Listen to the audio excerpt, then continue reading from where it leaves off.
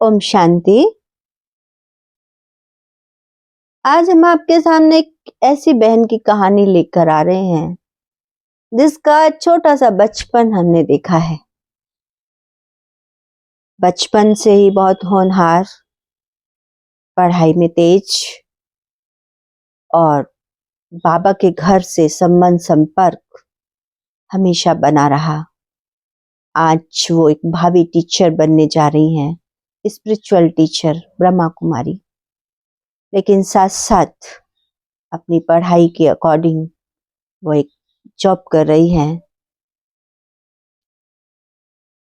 और double service कर रही हैं। बाबा की सेवा भी कर रही हैं तो दुनिया की सेवा भी कर रही हैं, हेल्थ वर्कर बनकर।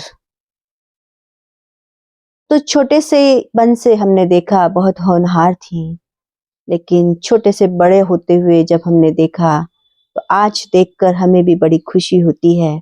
इनकी परवरिश बाबा के घर में हुई और उसी परवरिश का नतीजा है कि आज इन्होंने अपना लक्ष्य ब्रह्मा कुमारी बनने का बनाया।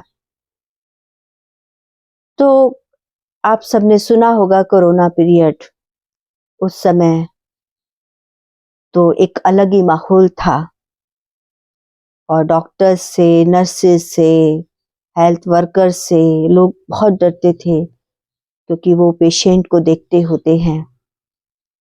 तो कोरोना काल में एक ड्यूटी लगना कोविड में, कोविड पेशेंटों की देखभाल के लिए, उनसे तो वैसे लोग कोसों दूर भागते थे।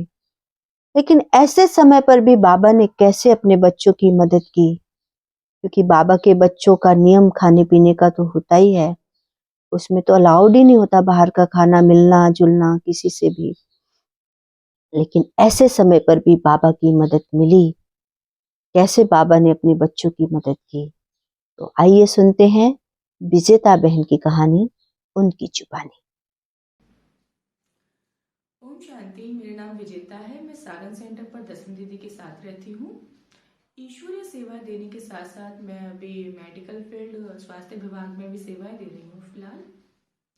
बचपन से ही बाबा का ज्ञान मिला हुआ है, क्योंकि लौकिक माता पिता और पूरा ही परिवार ज्ञान में है। बड़ी दीदी हैं, जो लौकिक बड़ी दीदी हैं, वो भी समर्पित हैं लगभग 30 वर्ष से। तो ऐसे ही जीवन में बाबा मिल गया है तो अनुभव भी बहुत ज़्यादा है। तो मैं आपसे एक अनुभव साझा करने चाह रही हूँ। वो रिसेंटली अभी मेरे इस मेडिकल फील्ड में जो जॉब लगी है इसका है। ये बात उन दिनों की है जब फर्स्ट वेव कोविड की फर्स्ट वेव आई थी अपने देश में। आपको तो पता है कोविड ने अपने ही देश में नहीं बल्कि पूरे ही विश्व में बहुत ही भयभीत माहौल बनाया हुआ था। तो उस दौरान क्या होता है, मेरे पास एक नोटिस आता है कि आपकी ड्यूटी कोविड डिपार्टमेंट में लगा दी जाती है। तो मैंने दीदी को फोन किया, क्योंकि कोविड में आपको तो पता है कोविड के सराउंडिंग कोई भी पेशेंट है उसके टच में आने के बाद हम किसी से मिल नहीं सकते हैं, बाहर जा नहीं सकते हैं। तो मैं दीदी को फोन किया, मैं दीदी मेरी वार्ड में ड्यूटी लगी हुई है तो मैं क्या करूं। दीदी ने बोला कि आप तो ईश्वरीय सेना हो, अब आपको देश की सेवा के लिए बुलाया गया तो आपको जाना है। तो मैंने दीदी को बताया कि दीदी वहां पर रहना खाना पीना कैसे क्या सब क्या होगा और कैसे सब कुछ होगा। तो दीदी ने बोला कि नहीं, आप बाबा को याद करो, बाबा पे निश्चय है ना, बाबा के साथ लेके जाओ और सब कुछ बहुत अच्छा होगा। तो मैंने दीदी की बात मानी और अपना गई। जाने से पहले मैंने एक बाबा को याद किया, बाबा के रूम में गई, बाबा से बोला बाबा मैं जा रही हूँ और आपको मेरे साथ चलना है। और बाबा को इस भयभीत माहौल में मेरे अंदर भी, क्योंकि उस टाइम काफी भय था, क्योंकि माहौल ही ऐसा था। आपको तो पता है कोरोना में इतने सारे शरीर छूटे थे, आधे जो 50% से ज्यादा शरीर थे वो भयभीत के कारण लोगों के छूटे थे। तो मेरे अंदर भी कहीं ना कहीं भय था कि, क्योंकि वहां पर आपको पता है पेशेंट कोरोना होने फर्स्ट वेव में तो ये था कि डिजीज अगर हो जाती है, आपको बीमारी अगर लग जाती है या आप सही हो गए तो वो तो ठीक है।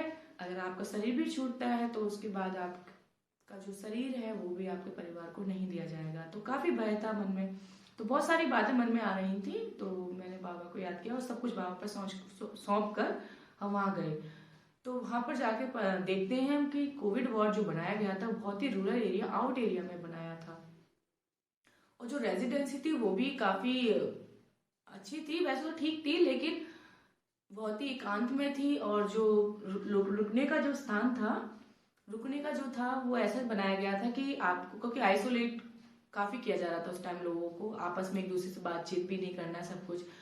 तो हम जो कलीग थे, जो हम सब साथ टीम थी हमारी, वो ऐसे थी कि एक पहले तो एक एक रूम दिया जाता है एक को, फिर एक छोड़ के फिर एक ऐसे करके, और काफ़ी दूर दूर वो था। और चूंकि मैं अपने घर में सबसे छोटी हूँ, तो कभी अकेले नहीं रही, थोड़ा अजीब लग रहा था काफ़ी। तो फिर कोई नहीं, बाबा तो साथ था ही। फिर वहाँ पे अपनी दिनचर्या वैसे जैसे शुरू करनी थी, वैसे जैसे हम ब्राह्मण बच्चे करते हैं वैसे ही शुरू करी। अमृत वेला के बाद अपना नहाना धोना सब कुछ हुआ। फिर उसके बाद हमारे पास आता है नाश्ता। तो नाश्ते में तो आपको पता है कि बाबा के जो बच्चे हैं वो प्याज, जो लहसुन और मांस मतलब इन सबसे तो दूर, बहुत दूर की बात है, लेकिन बाहर का भोजन भी ग्रहण नहीं करते हैं, एक सात्विक भोजन रहता है। तो मन में बहुत बात आई, तो मैंने दीदी को फोन किया। मैं कहा दीदी अब क्या करें, यहाँ तो चलो रहना, चलो सब कुछ हो रहा है, पर खाना खाना के बिना तो कैसे रहेगा। और आपको तो पता है कि इंसान, मनुष्य के लिए आपको तो पता है उस दौरान हमारी इम्यूनिटी बहुत ज़्यादा इम्पोर्टेंट थी, तो खान पान का बहुत ज़्यादा विशेष महत्व था उस दौरान। तो मैंने बोला कि दीदी अब यहाँ खाने की व्यवस्था तो नहीं है। तो दीदी ने बोला कि एक काम करो कि अभी जो नाश्ते में क्या आया है। तो मैंने बोला कि दीदी कुछ ऐसा है उसमें भी लहसुन प्याज है। तो लहसुन, उसकी स्मेल तो कुछ अलग ही, समझ में ही नहीं आ रहा था क्या करना है। तो दीदी ने बोला कि आप जो कैटल लेके गए हो तो उसमें कुछ पाउडर था मेरे पास, मिल्क पाउडर, और उसका कुछ बॉईल करो पानी, और उसमें अपना बनाओ और पी लो। तो वो तो मैंने पी लिया। वो तो चलो एक मॉर्निंग का नाश्ता का भी अपना लेके, और कुछ रूखा सूखा भी लेके गई थी मैं, तो वो थोड़ा सा लिया और अपना सुबह का नाश्ता हो गया। फिर बात आती है लंच की। तो मैंने कहा दीदी यहाँ तो बोल दिया है, क्योंकि मैंने वहाँ पर लोगों से बात भी की थी कि मैं ये नहीं खाती हूँ, तो मुझे कुछ बाहर का कोई भी आके दे सकता है, या फ्रूट्स वगैरह कुछ भी। आपको तो पता है उस समय का माहौल ऐसा था कि फ्रूट्स तो बहुत दूर की बात है, लोग बाहर आ ही नहीं रहे थे, सब बिल्कुल संपूर्ण लॉकडाउन था, तो कुछ भी नहीं मिल रहा था। तो फिर दीदी को बोला, दीदी ने बोला बाबा पे निश्चय रखो, बाबा को याद करो, बाबा को सौंपो, बाबा को सौंप दोगे तो फिर आप सब कुछ सहज हो जाएगा। तो मैंने दीदी की ये बात सोच के मैंने बाबा को याद किया। बाबा आपकी बच्ची कैसे यहाँ रहेगी, तो आपको ही अब देखना है क्या होगा क्या नहीं। कितना बोल के मैं अपना जो दोपहर में अपना लेट गई आराम से। तो साथ में एक कलीग भैया थे, एक भाई थे, तो उन्होंने उन्होंने मेरा एकदम से डोर नॉक किया। तो मैंने बोला हाँ भैया बताओ। तो उन्होंने बोला कि मैंने सुना है कि आप प्याज नहीं खाती हो। तो मैंने बोला "यार भैया प्याज ही नहीं, मैं बाहर का भी नहीं खाती हूँ, बाहर का नहीं खाती हूँ। तो उन्होंने बोला क्योंकि मैं भी पंडित हूँ, मैं भी प्याज नहीं खाता हूँ। मैं भैया आप तो प्याज ही नहीं खाते हो, यहाँ तो बाहर का ही नहीं मैं खाती हूँ, और यहाँ फ्रूट्स वगैरह भी नहीं मिल रहे हैं अभी। तो मैंने भी उनका इतना बोला और मैं अपना फिर से भी लेट गई। और वो भैया फिर इतना सुन के वो चले गए, क्योंकि उनको लगा हमने नहीं, मैंने और उन भाई ने मिलके बोला भी लोगों को, लेकिन क्योंकि नहीं हो सकता था, जितना आपको जो रेजिडेंसी में जो भी मिल रहा है, जो जैसा मिल रहा है वो आपको वहीं मिलेगा, बाकी और आपको स्पेशल कोई डिमांड अगर आप रखते हो तो वो नहीं हो रही थी। तो कोई नहीं, मैं तो भैया फिर बाहर गए। बाहर जैसे ही जाते हैं तो किनारे पे ही हमारे जो रेजिडेंसी उसके बगल में एक शॉप थी, उसकी एक मार्ट टाइप की, एक स्टोर होता है उस टाइप की एक शॉप थी। तो उन्होंने उन भाई से बोला कि मतलब बोला होगा उन्होंने कि मेरे ऐसे ऐसे मैं प्याज नहीं खाता हूँ, और मैं यहाँ तो प्याज का ही खाना आता है। तो फिर उस भाई ने बोला कि ठीक है, आपको मैं हमारे घर से खाना मिल जाया करेगा। और फिर उन भाई ने बोला हो कि एक मेरे साथ में एक कलीग भी है, वो भी प्याज नहीं खाती है, मैं उनको पूछ लूंगा, बाकी हम आपको पैसे दे देंगे। उन्होंने ऐसे बोल दिया होगा उनको। फिर वो आके इवनिंग में आके मुझे बोलते हैं कि आप विजिता ऐसे ऐसे एक बात है, एक वहाँ पर एक मिले हैं तो वो खाना दे देंगे। तो मैंने कहा भैया मैं क्या उनके यहाँ मैं खाना बना सकती हूँ। तो उन्होंने बोला कि देख लो, आप पूछ के देख लो। बनाने को मिल जाए या फिर आपको कैसा लगे वहाँ जाके देख लो। तो मैं अपना गई वहाँ पर। तो पहले तो मन में ये चीजें आई, क्योंकि कोविड पेशेंट के पास होने के बाद हमें कोई बात करना पसंद नहीं कर रहा था, क्योंकि आपको तो पता है कि लोगों के अंदर इतना भय था कि उनको अगर यही सुनने में आ रहा था कि ये कोरोना वाले पेशेंट के पास से होके आया है, तो हमारी तरफ देखना भी पसंद नहीं कर रहे थे काफी दूर दूर, क्योंकि वहां पर पानी अगर हम लेने भी जाते थे तो पानी के लिए भी वो कैंपर ला कर रखते थे और वहां से तुरंत चले जाते थे। और खाना भी हम लोग को वहां पे जो साथ में और कलीग थे उनके लिए जो खाना आता था वो दूर से ही, वो लोगों को नॉक भी नहीं करता था, वो एक टेबल पड़ी थी वहां पर फेंक के और तुरंत चला जाता था। तो ऐसा माहौल था वहां पर। तो मुझे लगा कि ये लोग कैसे मुझे बनाने देंगे, तो मन में ये बात थी। फिर भी मैं उनसे कहा चलो पूछ के देख लेते हैं, जब उन्होंने खाने की बोली है। तो वहां गए, तो वहां पर मैंने उनको पहले तो मैंने देखा उनकी शॉप थी, उस पर शटर पे बाबा का मोनोग्राम लगा हुआ था, शिव बाबा का मोनोग्राम। तो मैंने बोला कि बाबा का मोनोग्राम लगा है, तो फिर मैंने सोचा कि ऐसे तो लगा ही लेते हैं मोस्ट ऑफ लोग, कभी कोई रिलेटिव वगैरह होते हैं तो लगा देते हैं। तो फिर मैंने उनको भाई को, जैसे ही मैं अंदर गई उनकी जो मिसेस थी वो निकल के आई, तो उन्होंने बस देखते ही बोला दीदी अंदर आओ। तो शायद वो समझ गई होंगी या फिर कुछ भी।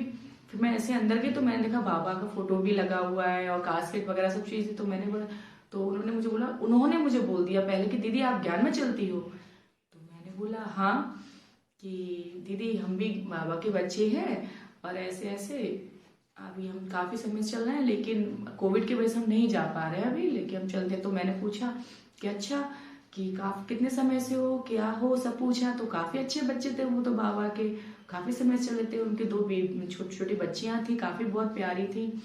तो काफी अच्छा माहौल था वहाँ का।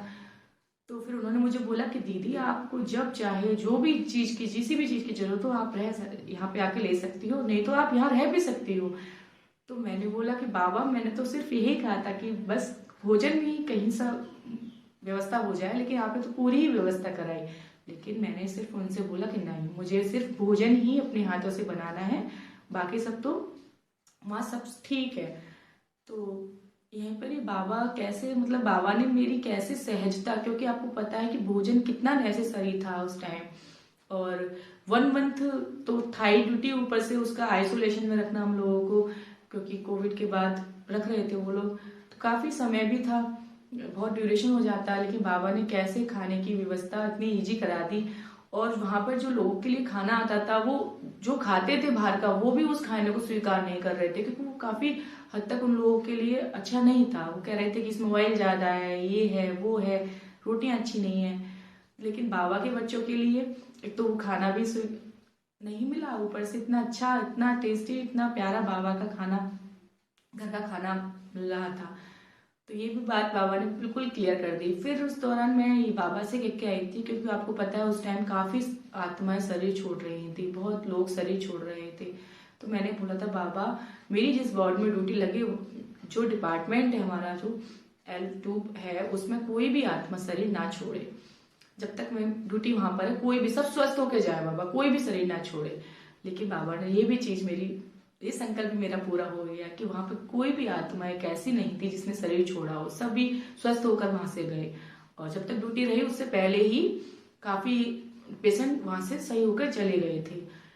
ये भी बाबा ने सहज कर दिया। फिर बाबा से एक और चीज थी, बाबा कैसे मैं वहां, मतलब नाइट ड्यूटी थी, तो फिर ये भी लग रहा था कैसे पेशेंट के पास जाऊंगी, कैसे डील करूंगी उनको, क्योंकि पेशेंट वो ऐसे लग रहे थे जैसे कोई शेर को देख लिया हो किसी, क्योंकि बस शेर को देख के भागते हैं ना, ऐसे ही उस टाइम कोविड के किसी पेशेंट को देख के इतना भय मन में आ रहा था कि क्या होगा। मुझे अभी भी याद है फर्स्ट पेशेंट जब हमारे हॉस्पिटल में एंटर, पता लगा कोविड का एक पेशेंट आ रहा है, तो जितने भी कलीग थे वहां के, जो भी लोग थे, जैसे वो पेशेंट आया वो सभी लोग इतनी दूर हो गए थे, उनमें से मैं भी थी। मुझे ऐसा लगा पता नहीं क्या चीज इसमें से निकल रही है, लेकिन वो था तो एक मनुष्य ही। बस ये था कि कोरोना का जो काल था वो काफी भयभीत था। तो फिर वो फर्स्ट पेशेंट आया, तो ऐसे ही पेशेंट आते गए। तो फिर ये था कि उनके पास भी जाना है, तो पीपी किट पहनी। आपको तो पता है पीपी किट में कितना स्वेटिंग वगैरह सब बहुत काफी हद तक था। तो फिर जब वहां गए पेशेंट के पास, तो काफी डर था अंदर, क्या होगा क्या नहीं होगा, पेशेंट को कैसे डील करूंगी मैं। तो जैसे ही मैं वहां गई, और मैं बाबा की एक बुक थी मेरे पास, भगवान सर्वव्यापी नहीं है, वो उस टाइप की बुक थी, तो मैं उसको लेके गई थी। तो मैंने वो बुक भी वहां पे 2-3 पेशेंट को डिस्ट्रीब्यूट की थी, जिससे कि वो अपना मन डाइवर्ट करें और भगवान के प्रति थोड़ा रहेंगे। और मैं फर्स्ट वार्ड में जब गई तो वहाँ पे एक भाई, एक मतलब एक फैमिली थी पूरी, उनकी मदर भी थी और उनके बेटे भी थे, तो काफी पूरी फैमिली वार्ड में थी। तो मैंने उनको वो कहा, पहले तो मुझे वो लोग वो जो पेशेंट थे वो भी हमसे ही, वो जो पेशेंट थे वो भी हमसे ही थोड़ा कट रहे थे। तो मैंने उनको बोला कि नहीं, आप वो नॉर्मल रहो, कोई दिक्कत नहीं है। पानी दिया उनको, बोतल दी और बोला कि आप सब मिलके एक ओम ध्वनि करते रहो, कोई परेशानी। उन्होंने बोला नहीं, हमें कोई भी परेशानी नहीं है, ना बुखार है ना कुछ है। तो मैंने उनको बोला बैठ के सिर्फ और सिर्फ ओम ध्वनि करते रहो, तो उससे आपकी जो, एक तो आपका ध्यान भी जाएगा, ऊपर से आपका जो आपका श्वास नली है वो भी अच्छी रहेगी। तो ऐसे ही बाबा ने मेरा पूरा ही कोविड टाइम का जो मेरी ड्यूटी का वो था, तो बाबा ने कैसे मेरा साथ दिया, बहुत अच्छा। क्योंकि वहां हम किसी से नहीं, फैमिली मेंबर से भी नहीं मिल सकते हैं ना कुछ, हम जो साथ के जो लोग थे उनको भी नहीं जानते, कोई कहीं से कोई कहीं से कोई कहीं से, और वो भी काफी थे। तो मैंने वहां भी उन लोगों को बोला, क्योंकि वो भी डरे हुए थे। लेकिन फिर हम जब सब लोग मिलके, एक पार्क था वहां पर, उस पार्क में जब हम सब लोग जाते थे तो मैंने उन लोगों को बोला वहां पे जो थे कि ओम ध्वनि करते हैं, ये करते हैं। तो काफी अच्छा रहा, वो लोग भी काफी इंटरेस्टेड थे सुनने के लिए क्या है क्या नहीं, सब बहुत अच्छा रहा।